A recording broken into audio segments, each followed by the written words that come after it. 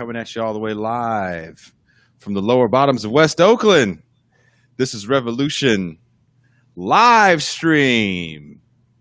So we invited a bunch of people for the past few days. Been wanting to do this for a while. We're doing a live stream with two of some of my favorite people. We have the author of this book, Welcome to the Revolution, Dr. Michael Harris. Welcome to the show. Thank you very much, Jason. Good to be here. We also have a gentleman whose podcast is the latest one up, the Arash Kolahi. I called it Snow Piercing the Economy because he was using a great metaphor with the economy in a train. I was like, hey, did you ever watch Snowpiercer? And he hasn't. Killing me. And so today we're going to be able to do a Q&A. One of the, I wouldn't say complaints, but one of the criticisms I get quite often, people always say, I have a question. Can you do a call-in thing? And I always go, no, that costs too much money. So now I'm like, money be damned. And we're doing a live stream. And one of the more popular episodes recently has been the episode Awakening the Force with Dr. Michael Harris, where we talked about your book. Would you like to give us a little explanation on what your book is about? Sure. Well, it's using Star Wars to talk about what's going on in politics at the moment, really, and particularly the rise of authoritarianism and neo-fascism and the forces that have been driving that and how we might respond to it. And there are really three themes in the book. The first is the importance of political storytelling. As many people might know, Star Wars actually comes out of the New Left. I mean, it's disguised and it was deliberately aimed at children and young people and to create a modern myth. But what George Lucas was doing was reflecting some of the political debates at the time and particularly the New Left reaction to the war in Vietnam and the draft and the student movement and the corruption and illegality of the Nixon regime and the fears about authoritarianism. And he put that into a very accessible, sci-fi context. But what I was interested in is how a story with those kind of basic rebels versus empire thought have been stolen by the right. So we think about Donald Trump, we think about Brexit, the EU referendum in the UK, both in 2016, and how both of those and other authoritarian populist leaders have this ordinary people versus elites template, story template. And the left has stopped using that very popular story template, and the right has stolen it from us, and how we might be able to reclaim that rebel story. So that's the first kind of theme in the book. The second is recognizing the nature of empire. And, when we see that in a fictional universe like Star Wars, it's really easy to see the evil and destructiveness of that empire. But do we always recognize it in real life? How exploitative it is, how racist it is, how militaristic it is, how imperialist and extractive, selfish and manipulative it is. And George Lucas was once asked what one thing he hoped people would take from his films, and he said that he hoped people would recognize the emperor in real life when they saw him. Now we're in that moment, of course. The third theme of the book is about the necessity of rebellion. Once you do recognize the nature of empire and how you can't make any accommodations with empire, you can't do deals with empire, what you do in response. And the book discusses some of the strategic and tactical decisions that rebellions are faced with throughout history and in the present moment. And ultimately, the book is about hope. Obviously, many young people feel a mixture of hope and energy around organizing and activism and the urgency of that, but also a deep sense of despair and fear about where our societies and where our planet is going. Star Wars is very much about hope against enormous odds, and again, how we can tell stories to mobilize a broader rebel alliance of these various movements in order to challenge empire. So that's basically what inspired the book, and hopefully we'll get onto some of the detail of that as the discussion goes on. We have people watching in Ohio. What up, Eric? So that being said, Arash, I know you've seen the Star Wars movies, and you're also watching in real time our environment disintegrate in front of us. We're both in California, different parts of the state, right? And you actually had some real solid points about the destruction of the environment. What's your take on the current state of empire right now?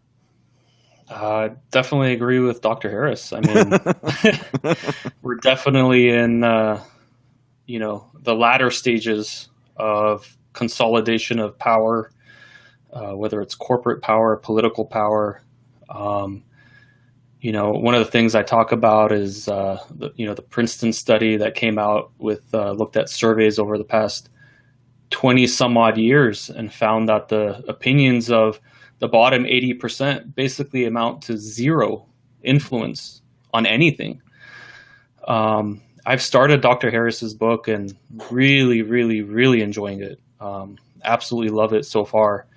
And one of the things that really resonated with me was at the beginning when you talk about that alienation and how the right is using storytelling and taking advantage of that alienation. And I 100% agree with Dr. Harris that that's, that needs to be the arena of the left, right? Because the left, where the right has these boogeymen and false kind of targets, right? The left actually looks at the real causes of, whether it's alienation or injustice or whatnot, to provide real solutions. So, yeah, to answer the question, 100%. I think Dr. Harris's analysis is right on. And there's two things. Speaking of the evil empire of the right that are going on right now, that are kind of dominating my pop news cycle of social media is QAnon. And I had Robbie Martin. I don't know if you guys know Robbie Martin. He does a show called Media Roots. He's the brother of journalist Abby Martin.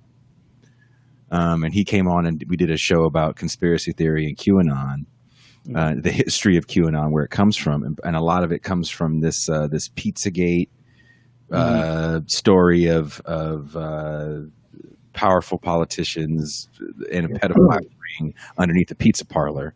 And now we're seeing there's a new French film that Netflix is promoting. It looks like a really good film, actually. And it's getting kind of deemed as a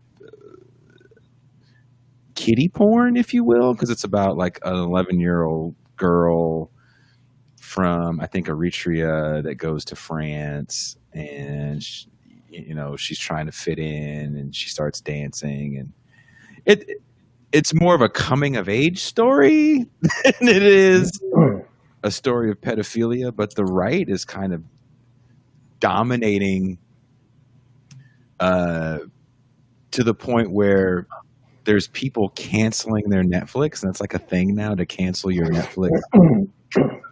this program. I don't know if any of you guys have seen that. I've heard about, yeah. I mean, it's interesting, the lapse into conspiratorial thinking on the right, isn't it? And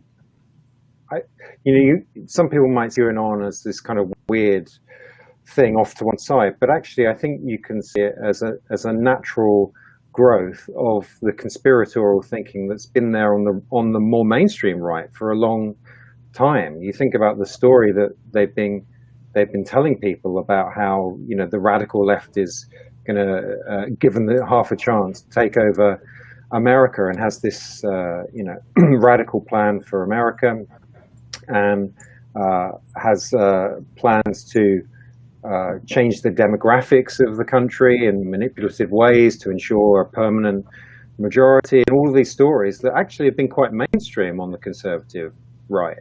Mm-hmm. And so it's not surprising, therefore, that some people then take that further, or have been encouraged to take that further by going off into really weird conspiracy theories, but actually a conspiratorial view about politics and the dangers of democracy and the dangers of any thought that isn't right wing have been there on the mainstream right for the last kind of 20, 30 years, really. And I know, Arash, you had a pretty long QAnon takedown recently on Twitter. Mm-hmm. Do you want to chime in on that? Yeah, I think it kind of goes really hand in hand with Dr. Harris's analysis. I looked at one study that looked at who are the people who typically, you know, get into like these types of right-wing conspiracy theories. And one of the and there's a few, but one of the consistent themes was that they feel highly alienated, right? They feel like they have no power culturally, politically, economically. They feel hopeless and powerless. And my interpretation of the study is that most of these people don't have a framework to make sense of it. They don't have like an intellectual understanding. Well, they have an understanding of what they're experiencing, but they have no sort of like framework as to why does capitalism cause so much alienation, or why does our political system create a situation where, you know, like I said, the bottom 80% basically amount to zero influence on the actual decisions that get made. And so these people, right, are being targeted, and they're being given, you know, they're being told who to blame, right? Whether it's, you know, from immigrants to this like secret, dark, deep state society, or it's liberal elites. So, you know, as Dr. Harris said, it's definitely giving this impression of like we're the rebels against these like false empire, right? And that's the story that they've really masterfully crafted, that gets people so angry and so upset at the wrong targets. So bringing it back to something, you know, immediate for Arash and I, these California wildfires. Someone I know on social media posted a meme of Donald Trump telling our governor Gavin Newsom to sweep up the leaves. And I don't know if you remember, was it last year or year before last? We've been having so many really horrible wildfires of late. Donald Trump had made a comment that he was in Finland or somewhere, and they told him, well, if you just rake up the leaves, that'll stop all these crazy forest fires you have, because that's really what's causing them. And in this meme, the person wrote, it seemed like it was coming from like kind of like a far right perspective. It was kind of like, well, the Sierra Club is bad, and bureaucracy in California's government is bad because they don't do controlled burns anymore. And just for that reason alone, that's why you're seeing these wildfires. And the problem is you're not letting big business kind of handle it. the environment, and if you just keep letting us chop down these trees, and there'll be no more trees to burn down.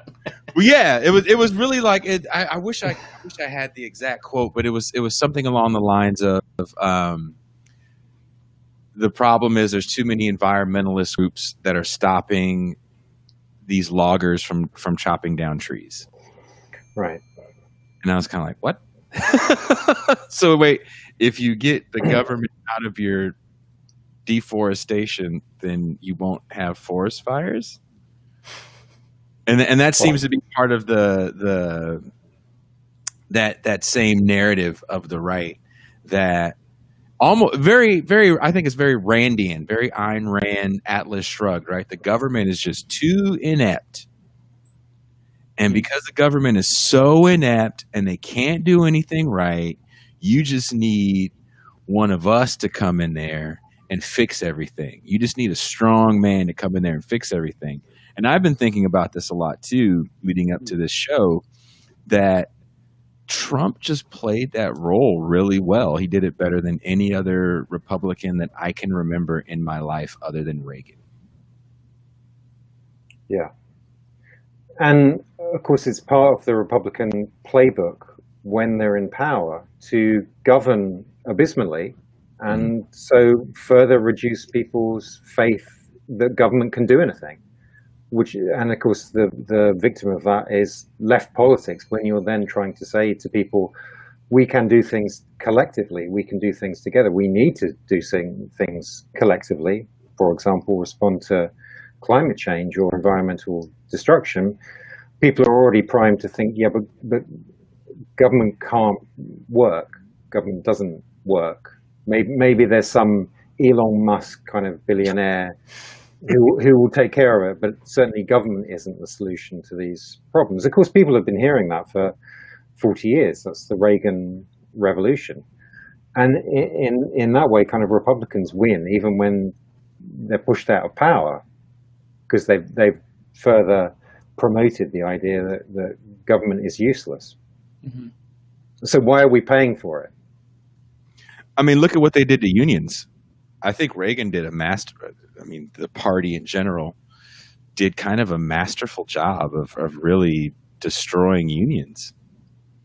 Like the way we view the potency of labor and labor movements.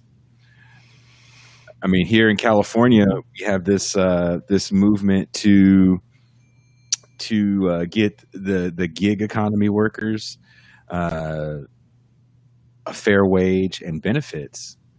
And Uber and Lyft were like, look, you passed this. we're gonna have to just shut down because we're operating on a loss as it is. And if we can't have these cats driving around here on slave wages, then we can't keep our doors open in California. Like, it goes back to the point Arash was making about alienation, though, and then why people are prone to conspiracy theories. It's because with the market, with the dominance of neoliberal economics over the past 40 years, people have effectively been told there is this machine that we can't determine how it operates. It just operates. And you need to succumb to the discipline of that. And obviously that's been a very powerful argument in some respects, that you can't interfere with the operation of the market, the free market. What we do, it's going to make it less efficient. But the problem with that on the center right and the center left, which fell into line with that, which was that it left this whole gap for storytelling. There is no kind of story in that for people, and that's why they feel very alienated, and that's why, as Arash said, that they're then prone to other, albeit wild-sounding explanations about how the world works, because they've been told there is this abstract mechanism which they can't understand, but they have to abide by. And that isn't enough for us as human beings, certainly not enough for us politically. Yeah. And with regards to the market, it's just pure mythology, right? I mean, the market literally by definition, right? The market is the buyer and seller agreeing on performing a transaction at the same time excluding everybody else who's affected by that, right? So the neighborhood that is getting, some sort of toxic chemicals dropped on them because of this transaction, or the community who's being displaced, or all the people across the planet who are all affected at varying degrees have no say in this transaction, right? And while it might, seem small, what happens is, markets is really a death by a million cuts. Every single transaction is mispriced because every single transaction doesn't include the environmental effects or other externalities, right? And that's literally the definition of markets. And yet somehow there's a mythology that doing this is going to give us the right outcome, where by definition, it's going to destroy the environment, right? Because if every single we do some sort of economic transaction, we're excluding the environment, we're excluding the neighborhoods or the communities that are affected by it. Over time, what's going to happen? We're going to externalize more and more and more, and we get to where we're at today, right?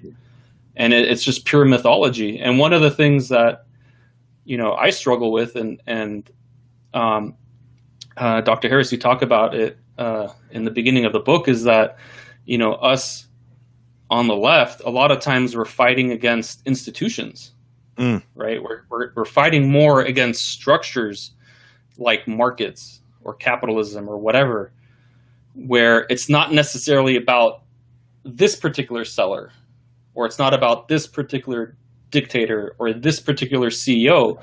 It's really about the whole system.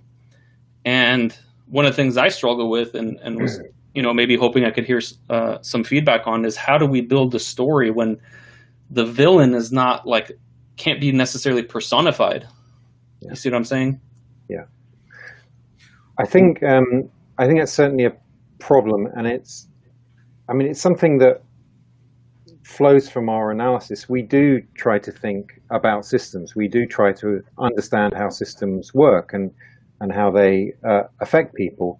But what that sometimes leads to is, as you say, we then talk to ordinary people as if they understand our analysis, when often they don't, because that analysis is very rarely shared with them through mainstream media in particular. And so that the ground kind of hasn't been prepared for that. So we do need to personify this story in a way that people can point to the heroes and the villains, I think, a bit more, and then lead them to analysis. And I think there are lots of things in kind of popular culture and things like Star Wars that can give us hints about how we do that. Actually, you can the first time you see Darth Vader or the Emperor, you understand the nature of their evil. You're shown the nature of their evil, and then you're introduced to the broader kind of system that sits behind them, the militarism of that, the imperialism of that, selfishness of that system.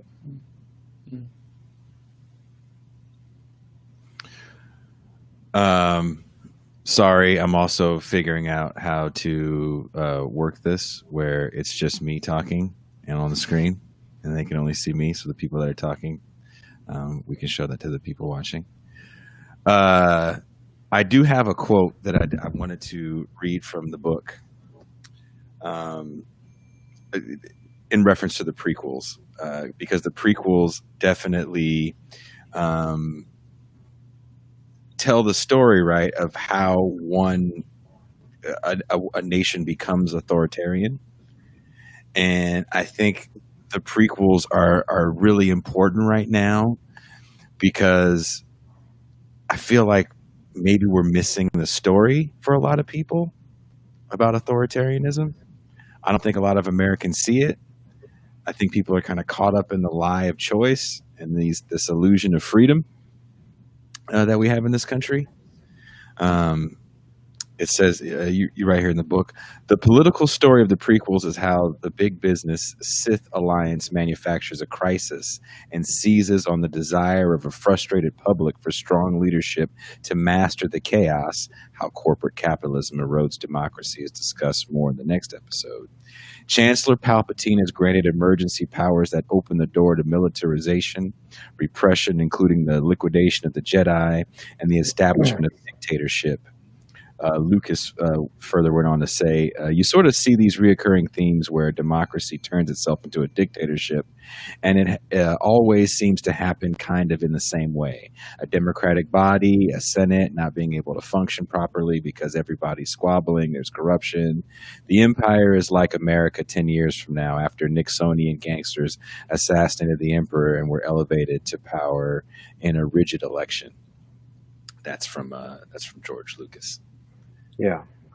Authoritarians often play a big role in creating the chaos that they then benefit from. I mean, that's the story of the prequels, and actually, despite the criticisms many fans have of the prequels, in dramatic terms, they actually tell that story pretty well for a mass audience.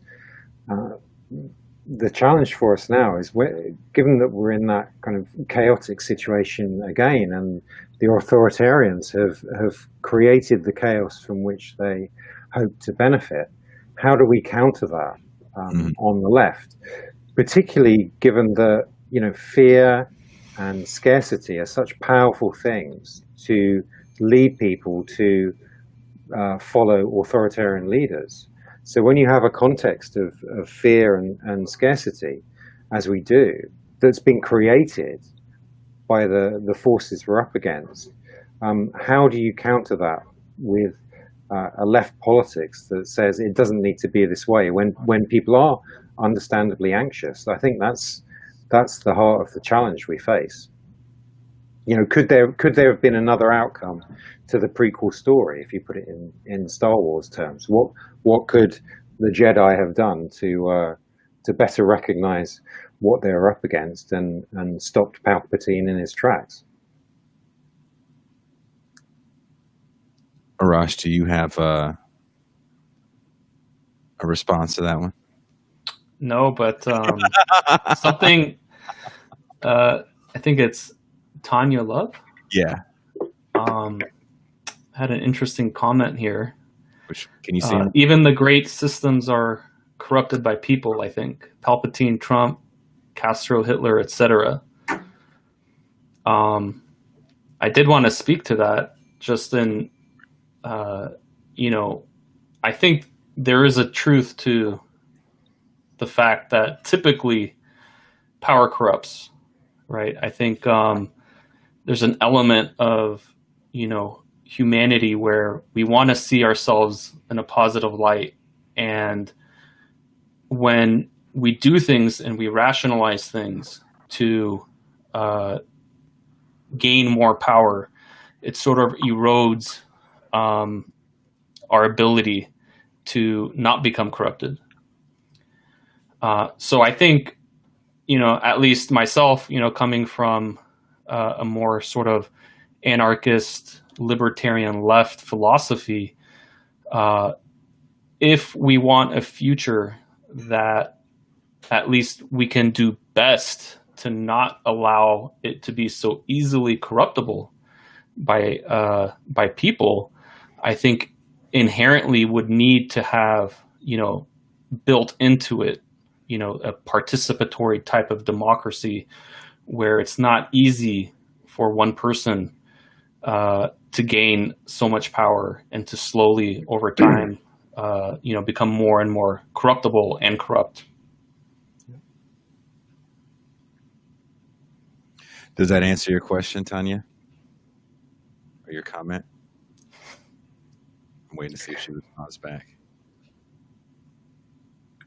I mean, on the corruption point, and what you see in the Star Wars stories, but also, of course, in the real life historical examples that it's based on, is the fact that these would-be emperors exploit They use the corruption that's already in the system. They use the inequality that's already there, and they can actually initially sound quite progressive in saying, look, there is this corruption, there is this rampant inequality, there are these elites that we need to deal with, and I'm going to be the person that drains the swamp, so that they seize on the significant imperfections in existing republics and then present themselves as the solution to them. So as Arash says, part of the answer is decentralizing power so they can't seize power in that way.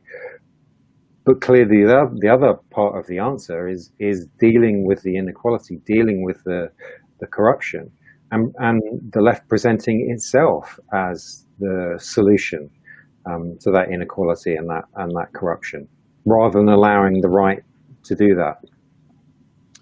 We have a comment from Rebecca Reel. I think you guys can see it on the screen. The left has better stories and true stories, but the establishment has the capital and control of the major media. Given our relatively limited reach, how do we best utilize leftist stories?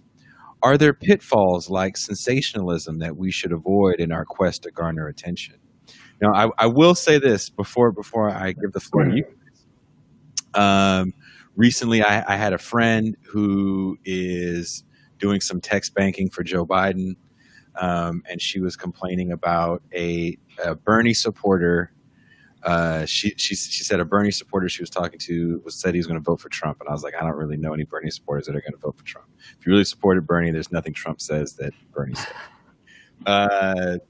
But in that, somebody else had commented, like they said something along the lines of Bernie Sanders isn't doing enough to help out. And I said, well, Bernie Sanders has been helping out the Democratic Party since he stepped down. He's been campaigning for Joe Biden. He's been literally raising money for down ballot races in the primaries. And the person responded back, well, then the media needs to talk about that more because I didn't know anything about it. And I was like, well, that's the whole thing. There's been this push to alienate Bernie. The DNC doesn't like Bernie Sanders and his movement, so to speak. So you're going to have to get outside of the MSNBC, CNN box for media and go to the left sites. And then we actually got into a very positive conversation about politics. But I had to throw that in there because I do think there's something to be said about controlling the media. Yeah. There are kind of two parts to that question, right? So on the first part, obviously it's true that you're up against corporate media, which will allow stories and commentary to go so far and no further. It sets boundaries, and we know that. But there is a power to really simple, powerfully constructed stories that can break through that. So you think about Occupy, for example. You think about 1% versus the 99%. A really simple, we would call it today a meme, that the corporate media couldn't control and made the issue of inequality. It forced the issue of inequality to become a mainstream media talking point that politicians had to respond to, if not address. So, I still believe in the power of stories, or even more in the power of stories, to kind of break through the corporate boundaries that are set in that way. And the second part of the question was about the potential pitfalls like sensationalism. That's very much a concern. I mean, I talk about that a bit in the book. Why has the left, maybe more the center left, been very wary about stories? And one of the reasons is populism, the fear of demagoguery.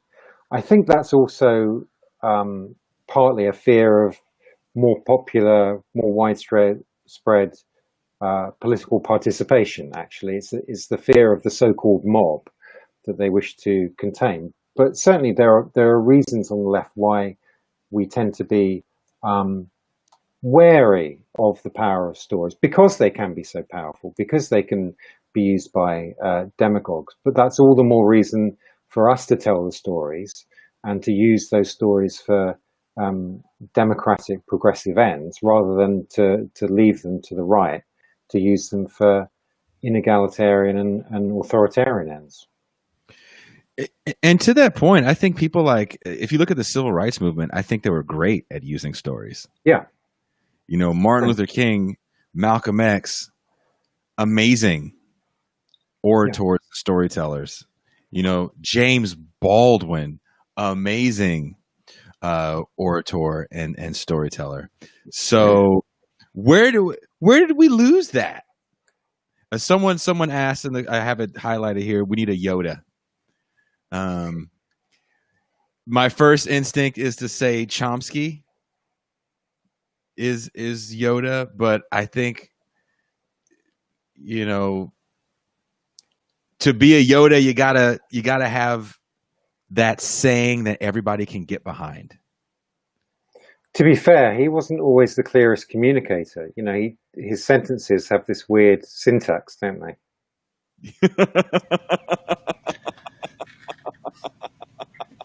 Albeit wise.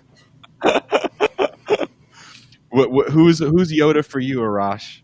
Who's the all wise one that we should look to? I don't know. I'm so big on decentralization. I'm hoping that we collectively will become Yoda together. I mean, that's the best answer I could give. Here's maybe Yoda is our collective consciousness. Ooh,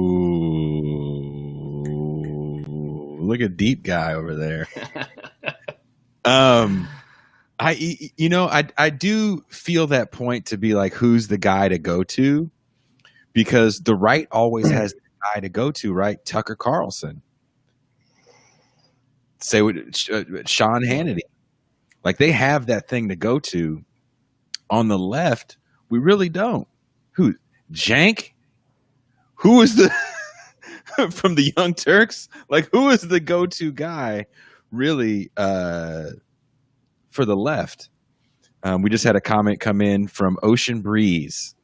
Just watched The Social Dilemma, where they spoke about AI controlling our social media and news we receive by algorithms and the possible damage to politics and society at large. How do we tell stories under these conditions and not have it perceived as fake news? Well, I mean, Facebook and so on is another example of how effective the right has been, the hard right and the conspiratorial right, in terms of storytelling. You see the most shared stories on Facebook are those conspiracies. So again, you can talk about policy responses. What do you do with Facebook, which is a machine out of control, and clearly, you know, has played a role in being used to interfere with your elections and the Brexit referendum as well by outside interests. So there's a policy response that's needed for that to make Facebook accountable. But also, in an age where there is still going to be social media, again, how does the left learn to meme? In the title of another book by my publisher, Zero Books, you know, it was published recently. We need to be able to tell our stories in very shareable, succinct ways that do work on platforms like Facebook. Arash? I would add that there's an element where it takes so much effort to sustain propaganda, right? I studied economics in school and I have an MBA, and there's just so many layers, and it really just takes like a whole industry to maintain the level of intentional deception that happens even at the academic level but much more, as we've been talking in the mainstream media.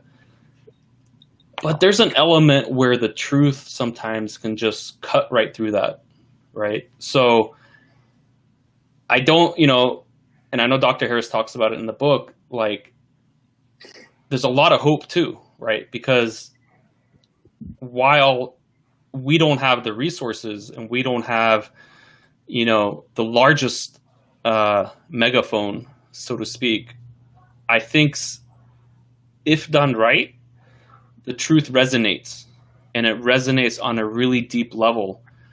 And this is just purely anecdotal from personal experience. But once somebody is kind of exposed, even if it's not like an entire, like intersectional analysis of society, right? Even if it's the closest oppression to one's heart, say, is imperialism, or it's class struggle, or it's racism or sexism, whatever it might be, that's an inlet into truth, and looking at things systematically. And then it's kind of like a wildfire, right? Once we kind of open that door for the type of analysis where it becomes easy to spot oppression, or easy to spot injustice, then it just catches, right? And I feel like that's a transition to the left that a lot of us have gone through, and sometimes we forget, right? We forget that we didn't just all become like so robust in our understanding of society, that it's very piecemeal, and we have to have allowance for that, for one, and for another, we need to, like Dr. Harris was saying, like tell stories that resonate with the oppressions that are close to people's heart, and sort of bring them through that door to see the sort of structural analysis of society. And I think that really, once, again, anecdotally from my experience, but once people sort of walk through that, it's really hard to propagandize those people, right? It's really hard to now blame some garbage, it's all the fault of like immigrants or something, right? Because now they have a more systemic analysis in their toolbox, and they become much more able to fight against that sort of propaganda. I agree. That's kind of what got me more radicalized, was always wanting to know why. And I think a lot of people will ask themselves the question like, well, why is this happening? And what I think the right is good of doing is telling a story that you can visually see. So if I look on a job site and I see a bunch of brown guys, and I go to Home Depot and I see a bunch of brown guys, well, it's brown guys' problem.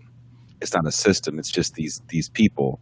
And if I eliminate these people, then I can fix that system. At where I was working at a shelter, one of the people that worked at the hotel, who was actually a manager, was sharing a Tucker Carlson video one day. And he was trying to show how right on Tucker Carlson was with his critique of Gavin Newsom's Operation Room Key, because the shelters are wet shelters. And then some of the shelters, they're kind of quarantines for homeless people that have been exposed to COVID. So if you've been exposed to COVID and you qualify, then you can stay in this shelter for 14 days. And you have to stay in your room. It's a hotel room. It's just your room. You don't share with anybody. And you get 3 breaks of 20 minutes each. You get an hour out a day. And during your breaks, you can get cigarettes and alcohol.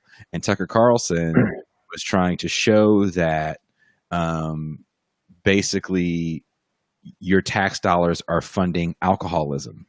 The alcohol that you get is like a plane, not even like an airplane. I think an airplane, they actually pour you a bottle, right? You get like the little shot glass like this big of, I forget what it was, like Jim Beam or something. And if you were an alcoholic that was going through withdrawal, maybe somebody would leave one at your door, but that's what you would get. That's it. And cigarettes, and that's it. Nobody was giving you 8 balls of Coke. Nobody was slipping you grams of black tar heroin. None of that shit was going on. But the story he tells, which is this much true, that you get alcohol, was so far off that I had to stop the guy. And I was like, well, what's the budget for alcohol? You know, because you placed the order. What's the budget? And he said $2,000 a month. I was like, that's less than what we pay for water. That's less than what we pay for plastic forks and knives. So if the budget for alcohol is less than plastic forks and knives, then you're not really, tax dollars aren't going to the delinquency of these people that are unhoused.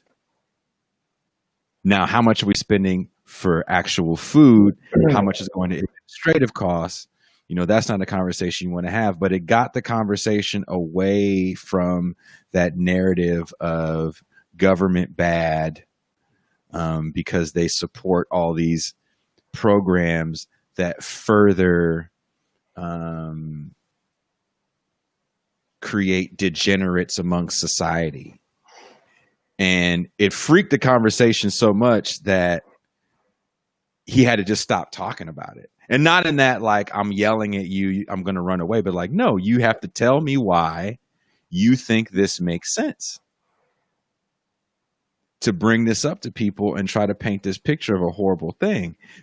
Because where are these people going to go, first of all, if you don't have this program?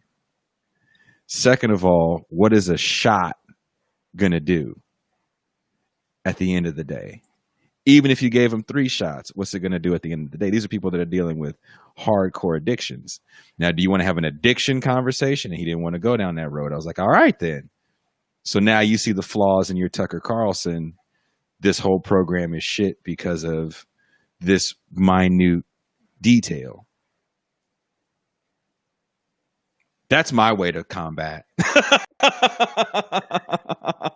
Yeah, I mean, there's the kind of fabrications or things like that. But I mean, what's possibly more dangerous is when Tucker Carlson does his economic populism bit, which again is something, you know, should be owned by the left. But he does this occasional program where he's sounding, you know, a little bit leftist in some ways.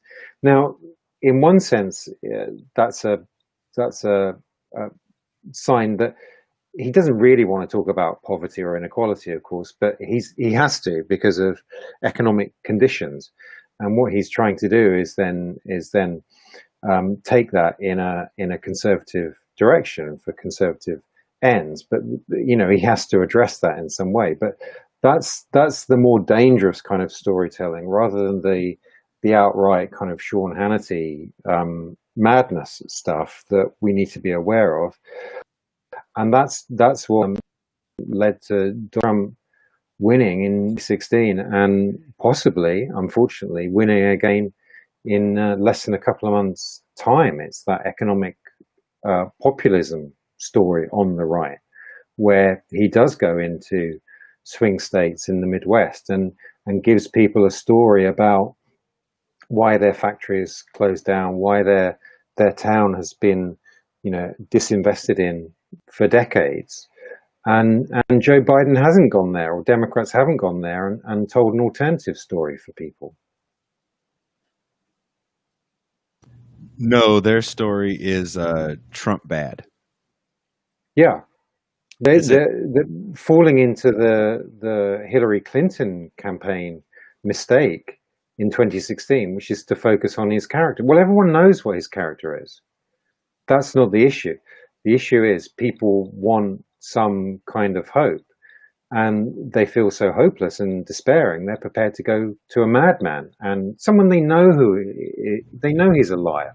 They know he's a crazy guy, but you know, possibly he might do something in Washington to help them. Mm-hmm. And my concern is, again, that the Democratic campaign isn't addressing those core issues, and is falling back on the "isn't Trump a bad man," as you say. And we've had a couple comments here. Josh Snelling says Richard Wolff does a great job or a good job of quote unquote making the whole system the enemy. And Sarah Lope says, joking about Tucker Carlson and Trump, apparently, I told California time and time again, you have to clean your forest floors. As that becomes their story. But what do you guys think about when it comes to the left narrative? Guys like Richard Wolff, and I actually got to see him speak in Berkeley late last year. He does do a good job, in my opinion, of attacking the system and not individuals. Should that be our strategy when we talk about our left narrative strategy? Like, let's attack the system. Like, I'm also reading this book, which I don't know if we're going to lose viewers when they see me post this up. So is that something we should be doing, Arash? Should we be attacking systems? Absolutely. If the system is the problem, I think that we need to bring that sort of structural analysis to it.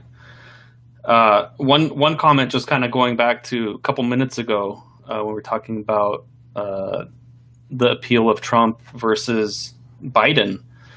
And one of the things that, while, like you've mentioned, everybody knows Trump's a liar and, as this kind of crazy guy, but the anger and the sort of anti-establishment rhetoric that he brings at least matches people's despair.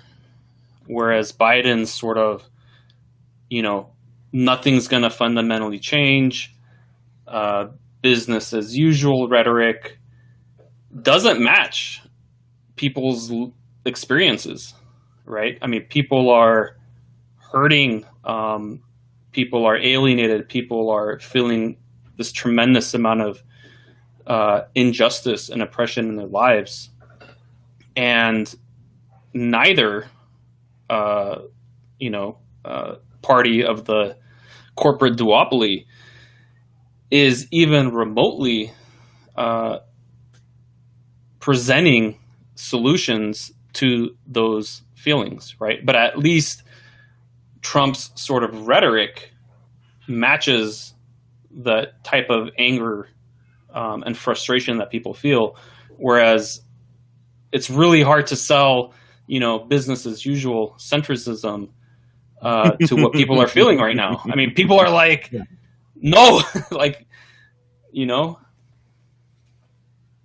Yeah, I completely agree. And the promise of a return to normality is not what people want. I mean, this is the same with the referendum on the European Union in the UK in 2016.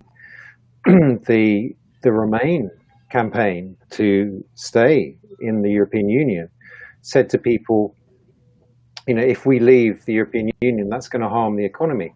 But for many people in areas that are left behind and had seen industry collapse over 30, 40 years of the new right neoliberal experiment, that threat to the economy meant nothing to them, because they said, well, I haven't got anything now. So what economy are you talking about? How am I going to be further harmed by this move? And being able to kick at the elites in London was a very attractive offer to them.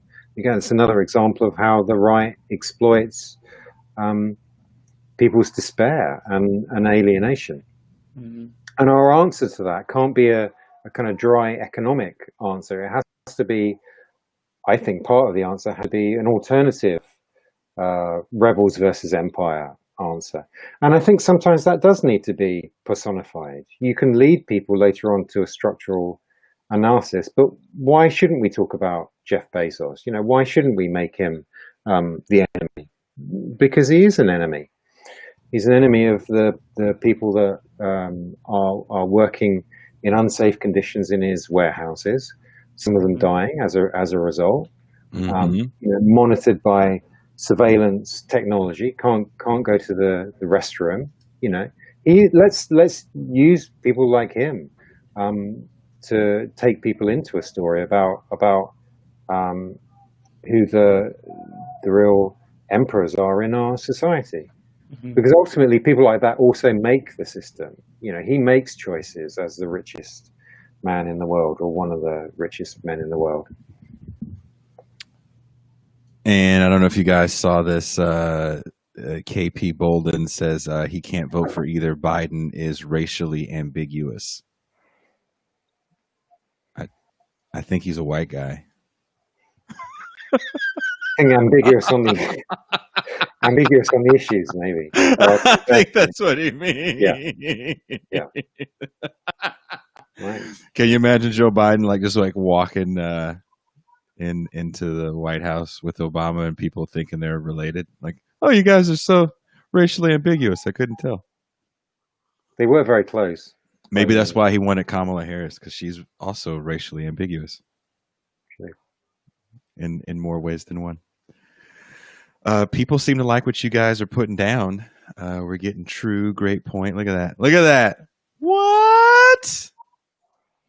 I was using Jeff Bezos as an enemy, and someone had made this point.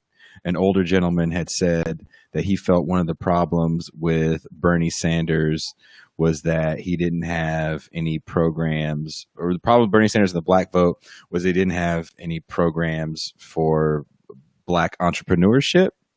And my first response was the Fred Hampton response, that you can't beat capitalism with black capitalism. And then I kind of went into a little bit of I call my Arash responses. I try to make a thread of thoughts. So anyone that is my social media friend that doesn't like when I respond, because I have an 8-thread response, even on Facebook, it's here. I'm gonna highlight his monkey ass. Is this motherfucker's fault right here? He's on mute right now, but that's that motherfucker. So every time you see me respond hella long, go talk shit to him on Twitter. But anyway, I got into a conversation about, or an explanation about how trying to make black capitalism the answer to black poverty doesn't really work, because you're still operating in that same system. So yeah. Do you think you're going to have a sea of black Jeff Bezoses? That's just not how that works. And I definitely had more to say than just that.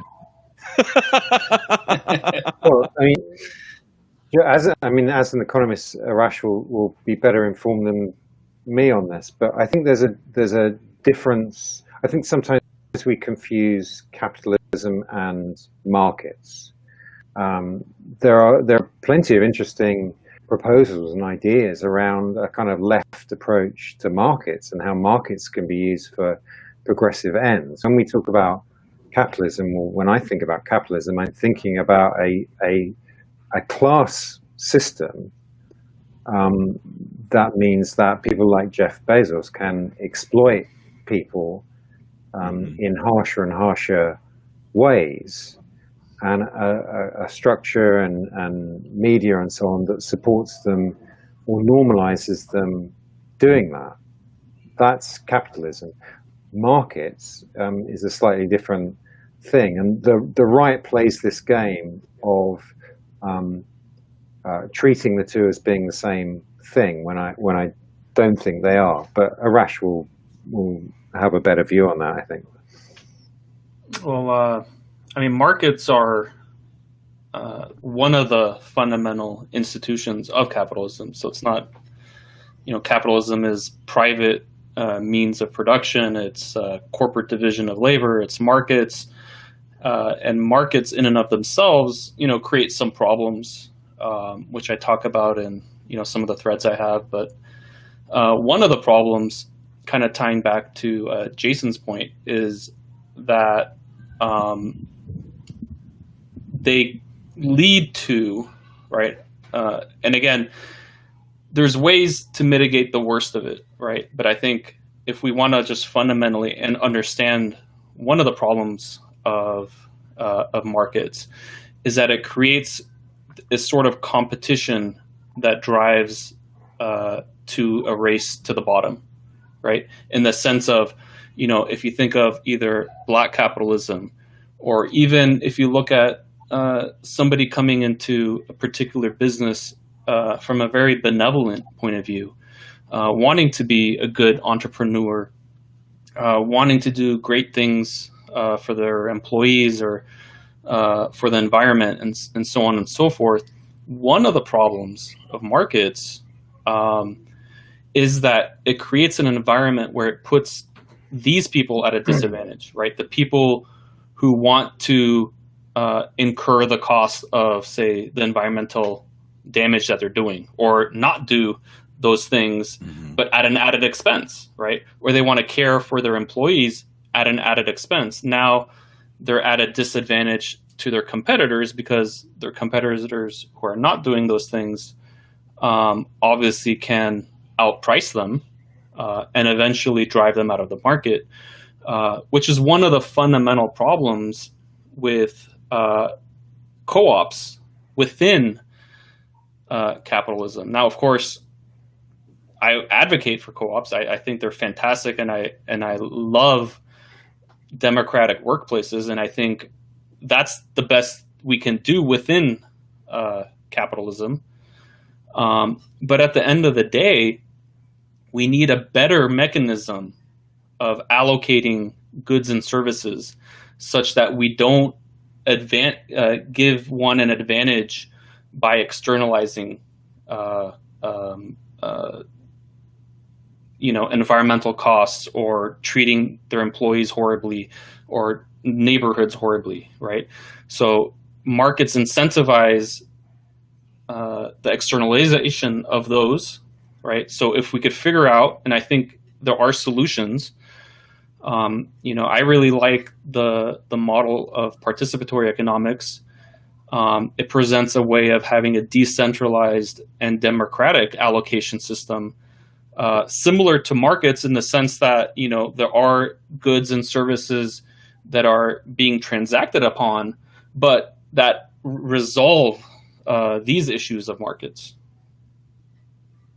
So you're basically saying that the answer isn't Tom's shoes, where we buy a pair of lightweight ballet shoes and he allegedly gives some people in Haiti a pair of lightweight ballet shoes.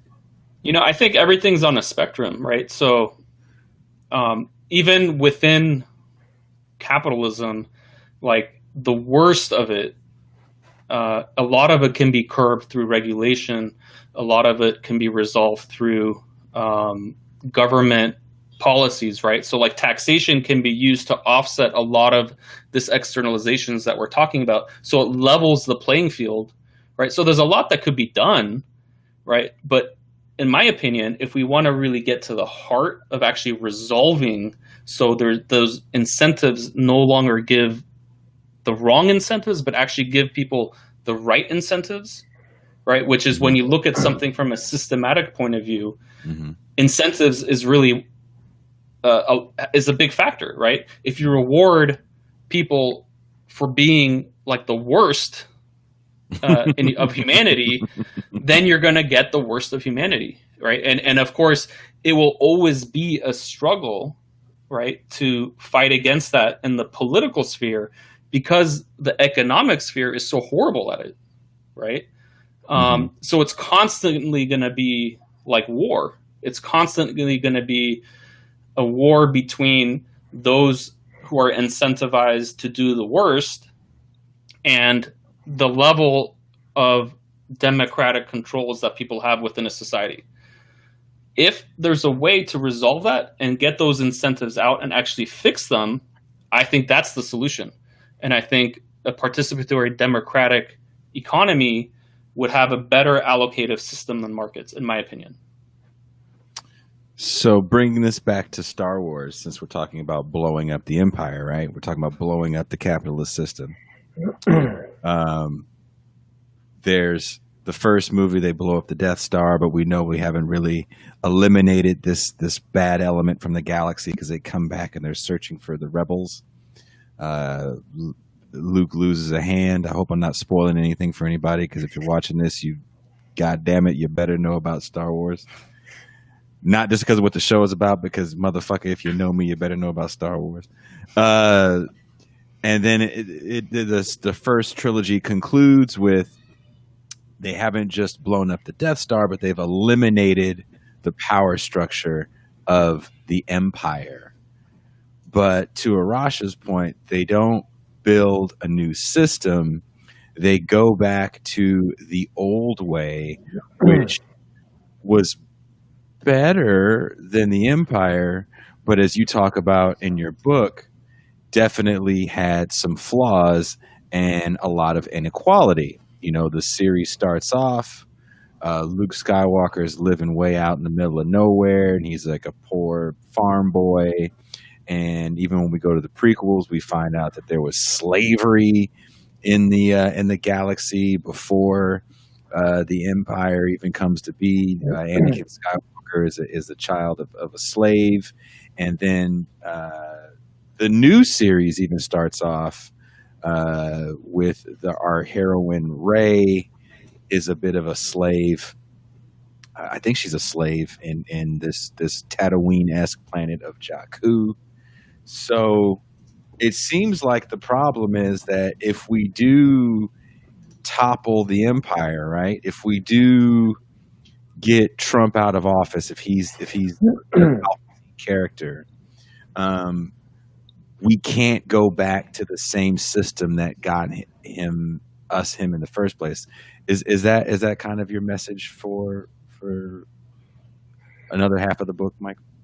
Yeah, well, there's a real danger of just being reactive and just focusing on, in the analogy, blowing up the Death Star or killing the Emperor, and not having a plan for then how you decentralize wealth and power after Empire.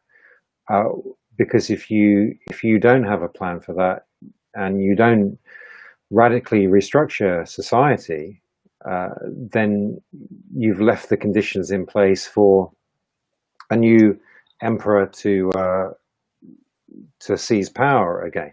And actually, that's the kind of hidden backstory that wasn't very well explained in the Disney films, but is the cause. If you read some of the other kind of material, some of the books, is the cause of this neo-fascist First Order coming back to threaten the universe, is the fact that the Rebel Alliance didn't have a plan to decentralize power and to bring justice to the galaxy, in particular the kind of left behind planets. And that's why you get this resurgence of neo-fascism in the form of the First Order. So actually, that's a quite nice bit of political storytelling. It's not very well explained in the films, unfortunately, but it does go to Arash's point about decentralization being a key part of the answer to fascism.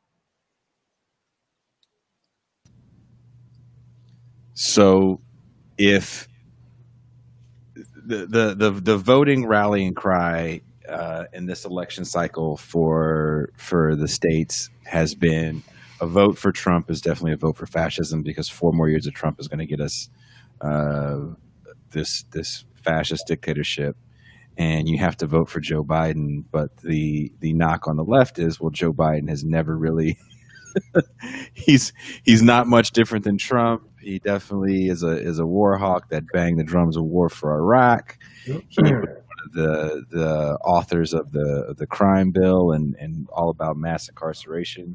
So an issue that I'm seeing, because I personally think that this election is going to have a very bad turnout. I think it's going to be a lot like 2016.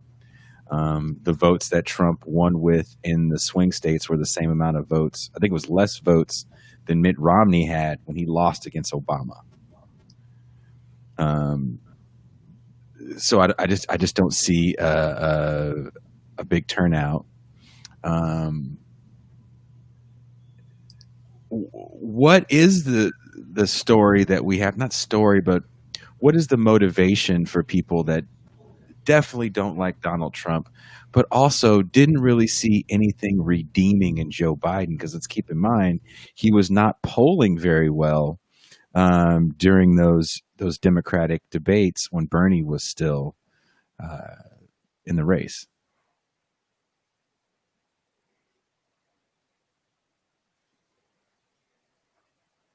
Well, unfortunately, I don't get to vote in your. But if you would have, what would you? Arash should answer that question. I mean, do you vote against authoritarianism? Yeah, of course you do. I think, but politics doesn't stop there. You know, the notion of politics being something you do every 4 years is part of the problem, isn't it?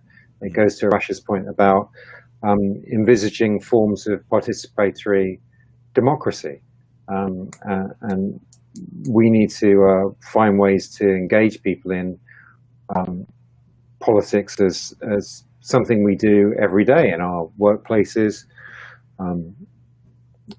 as well as electoral politics. But do you have to vote against Trump? Yeah, I think you do, and I know people will hear that as a kind of lesser of two evils argument, but the difference between two evils can still be significant and important. And you know, I think part of the problem with Trump, part of the trick is because he's crazy sometimes, because he's silly, because he's sometimes actually quite engaging and funny, at least to his supporters. People don't take his authoritarian instincts seriously. Mm-hmm. You know, they think he's just mouthing off. He's not. He would lock up political opponents if he could. He would absolutely do that. Of course he would. I think he wants to. Mm-hmm. Yeah, he wants to. I honestly, I believe in my soul that if he here, I'm going to put this up there because you guys have to see this. There you go. I really believe in my soul that if he did win again, he would go out of his way to lock up whatever dissonance that he felt were out there. Like we're seeing it in real time with these protests. Right. Like, yeah, actually these Homeland Security guys coming out there and snatching people up in these unnamed cars, and that's some gnarly shit. Also, this was a comment that Ray wasn't a slave but a scavenger on Jakku, but they go to the casino planet Cantu Bight, where they are definitely slaves, and Finn was born into something similar. So there you go. Slavery was a thing. But yeah, I also wanted to get your guys' opinion real quick because I know time is running out. I said we're going to get done with this thing at 5:30 on third-party voting. Now, here in the States, it's a two-party duopoly. I hate it. I've had the Green Party presidential candidate, Howie Hawkins, and Angela Walker, who actually has agreed to come back on the show. On the show, I think if you're a fan of Bernie, you would love these people's politics. True working class people, so they really would be candidates that represent the people. But there's this notion that if you vote third party, you're voting for, like, you're taking a vote away from a Joe Biden against a Donald Trump. Arash, how do you feel about that? Well, I definitely agree with Dr. Harris. I mean, I think that, you know, being active politically, especially in a society that is not really democratic,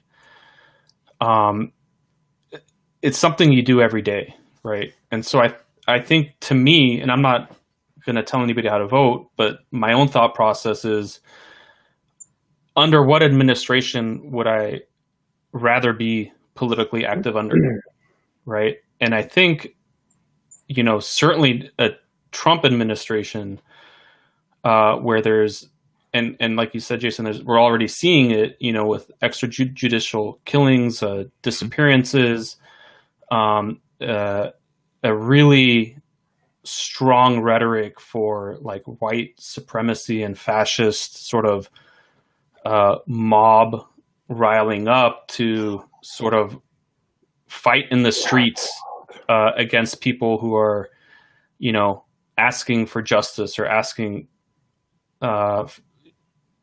for basic human rights.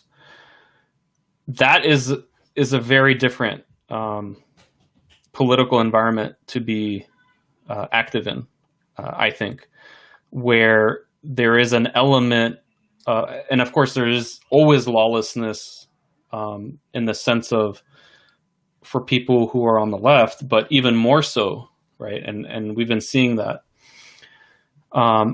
At the same time, I do like the idea of, third party and safe state strategies. So if you're in a state where you can register a vote for a third party that is closer to your conscience, and it's a safe state to do so, I think that's a reasonable sort of way of thinking about it. So that's how I see it. I mean, here in California, I think it's a pretty safe state. So it's a little bit different. If I was in a swing state, I would, really consider what type of administration I would want to be active in. But the bottom line is, at least from my perspective and my understanding of history, is that when you live in a very sort of failed state, in the sense of there's such a disconnect between, the bottom 80% and what actually ends up being policy. I mean, there's practically zero connection. So the only way to make change is through consciousness raising and protesting and, civil disobedience and stuff like that. So within that context, I definitely would not want to see a second Trump administration. Agreed. We had a conversation. So a lot of times when I do the podcast, I have a conversation where we kind of warm up and talk for a little bit. Some people definitely don't like to talk as long as others. Arash and I always chop it up before we start recording. Dr. Harris and I chopped it up for a while before we started recording. And we chopped it up for a good while after we were done. And in the conversation, and we're talking about Star Wars, and I had this like galaxy brain idea that I felt like maybe the Emperor is Joe Biden all along, and Trump is just Grievous, and Biden's like sitting here waiting, like for Trump to fall, for the left to defeat Trump, and then he's going to come in and be like, all right, now,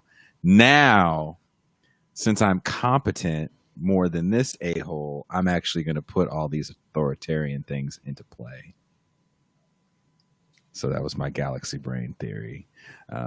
Brett Dillon says every election cycle this tactic is used, that a vote for a third party candidate hurts the quote unquote cause.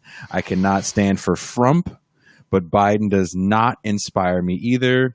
As with a lot of people, if we could just get enough of a percentage of the Green Party where that would be taken more seriously, that would be an excellent start, says Brett Dillon. Can you guys see that? Mm. I mean, I think the Green Party's role and PSL and a lot of these other third parties, with the exception of like the Libertarian Party, I think a lot of those parties' role is to push the main party a certain direction, right? The Green Party's role is to push the Democratic Party further left and be a little bit more a party of the people and not so much a party of corporate interests. I mean, there is a problem in focusing on presidential politics, right? Too much. The left, or certainly the centre left, has had that problem focusing on presidential politics too much, at the cost of not thinking about governorships and local state houses and so on, where a lot of the decisions are made, and also movements can be built. I mean, why, if you're the Green Party or another third party candidate, why are you going in at the presidential level? Build power locally, build movements locally, and then work upwards. I can't see, if you haven't got that mass movement already, why you would go straight through election, which you're not going to win. Mm-hmm.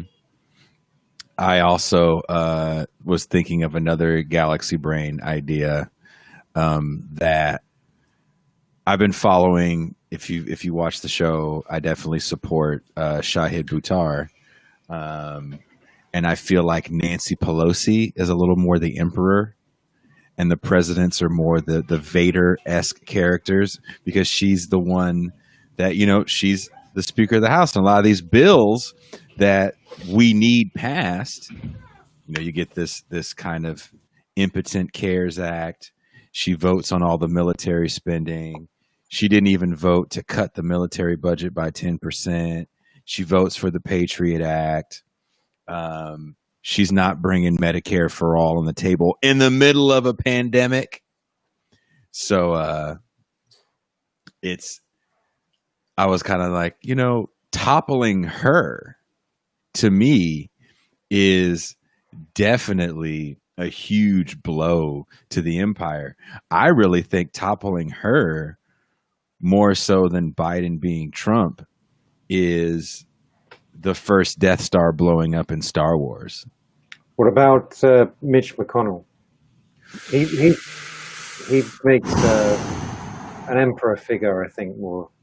You think Mitch McConnell's more the emperor figure? Yeah, I do. Column A, column B with me with those guys. 1A, A. I really, I'll keep saying it until people really start understanding the importance of Charles Booker beating Amy McGrath. In my opinion, was that Death Star getting blown up. That was that Death Star blown up moment. Had there not been some disgusting voter suppression in the state of Kentucky, Charles Booker defeats Mitch McConnell. Mm-hmm. And I think that gives a lot more strength to Buttar against Pelosi. Yeah.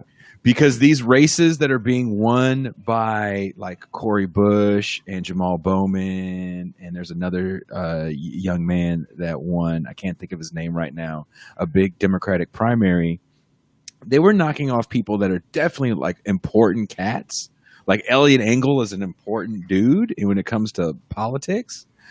But when it comes to that name brand recognition, when it comes to the person on the Tonight Show that isn't just a politician that you know, but a politician that decides what we're going to vote on, that's Nancy Pelosi, in my opinion. More so than Mitch McConnell. Maybe because Nancy Pelosi comes from California and she's a huge political name. I mean, she's related to our governor, Gavin Newsom. Yeah. So to kind of that kid Booker, Charles Booker, winning that primary, and I really think he would have defeated McConnell, would have been some amazing fuel for Buttar, and I think we'd be looking at this presidential election a lot differently. Yeah. Well, hope is important, and victories are important for momentum, for people's belief. Mm-hmm. Yeah, absolutely. Sarah, is it Lopes or Lopez? I'm going to say Sarah L, because I don't want to say last name wrong. I saw an interview with the theory of having multiple presidents lead collectively. Either of you think a collective / multi-president system has a potential in the U.S. to have more success? I have not heard that idea. Does that mean more than one president at a time, or kind of rotating presidents? I'm not sure. Like a prime minister and a president kind of thing, or I don't know. It sounds like it would be like the two old guys in the Muppets. Yes, it could be that. I'm not sure. I'm not sure what that is the answer to, in terms of some of the things we've been talking about. I don't know. Brett Dillon says we need to purge the establishment on both sides, purge the fossils, and let's get some quote unquote new blood and fresh ideas into Washington, ones that know how to separate church and state and realize that it's 2020 and soon to be 2021. Yeah, well, I mean, there is energy on the left, as we know. You know, this is one for the historians, but the tragedy might be that once the younger generation of more leftist, more activist politicians actually get into power, many of the things that are the greatest challenges we face might be, in one sense, too late to deal with. Mm-hmm. Climate change being an obvious example. Again, I think we're looking at it real time with climate change. It's just extremely frightening.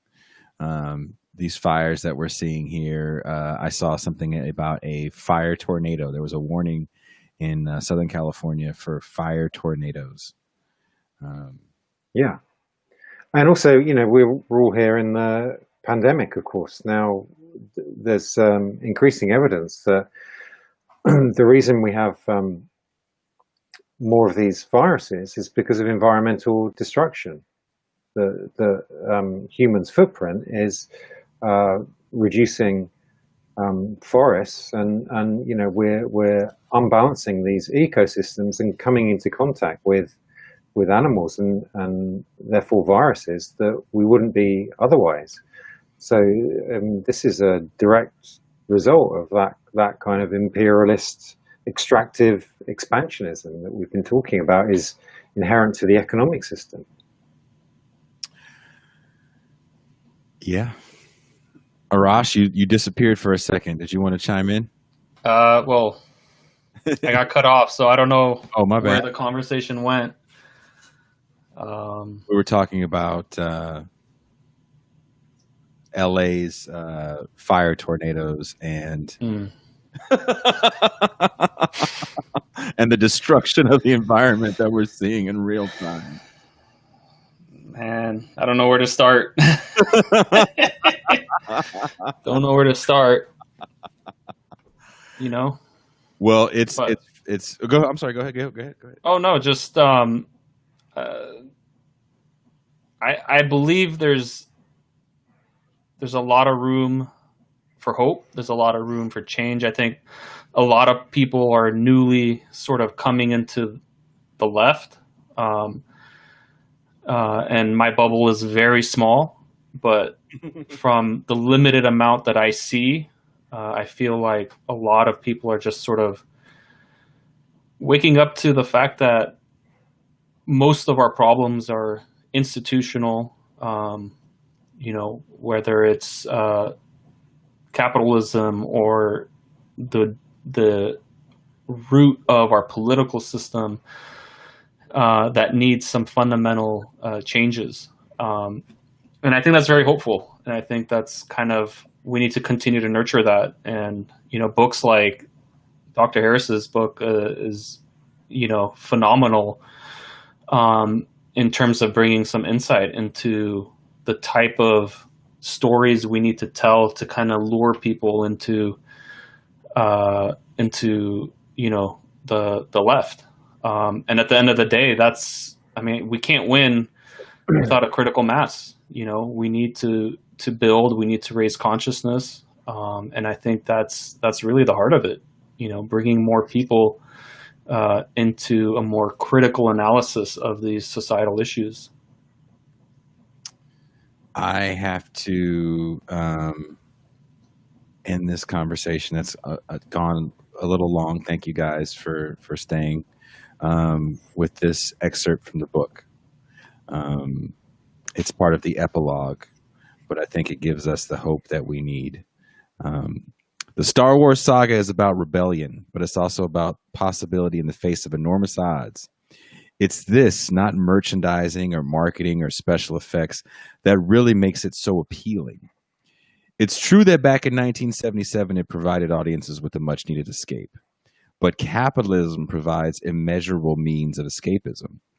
What is it about this escape that has proved so popular and pervasive, passing down through generations and pulling in new audiences? Star Wars was always political, and the saga will always be with us as long as there is oppression to be overturned and rebels who dream of doing it. As a fantasy, it connects with what is arguably the most real thing of all, even if we try to ignore it: the need to stand against domination and to fight for a better world. I'm going to stop it there because I don't want to give the end away, because I pretty much gave the end away like a douchebag, but there is a little bit more that he wrote, and there's a lot in the middle that you need to read. But the book is called Welcome to the Rebellion, A New Hope in Radical Politics. I have put links everywhere to purchase the audiobook or the physical copy. His name is Dr. Michael Harris. I'm proud to call him a friend and comrade in this fight to organize, create a stronger left movement. Anything you want to say before we cut out, Dr. Harris? And I just really appreciate the conversation, and also we need to have a little bit of fun with this as well. And we're talking about dark, difficult, heavy stuff, but part of effective political storytelling is having fun with people and telling exciting, entertaining stories that engage them in political action.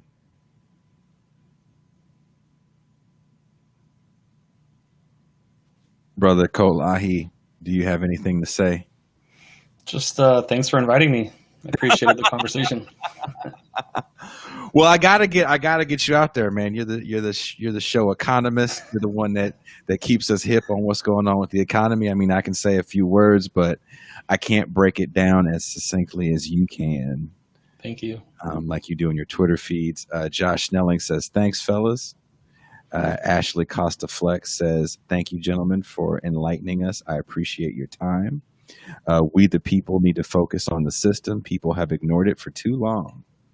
I agree, Ashley. Thank you very much. Also, I want to say, please help and support independent media like this. Become a patron if you can. Patronage starts as low as $3. You get the episodes a day before, and you get all the bonus content. I do create bonus content. There's extra content with people like Arash. I don't, like a jerk, I didn't record all the other conversation Dr. Harris and I had. There was like another hour and a half of talk that we had that I should have recorded and could have had for bonus content. But I do have a ton of bonus content that we had from when the show was still being done in studio. Alex Miller, who's also a helper on the show, says, "Hell yeah, guys. Thank you."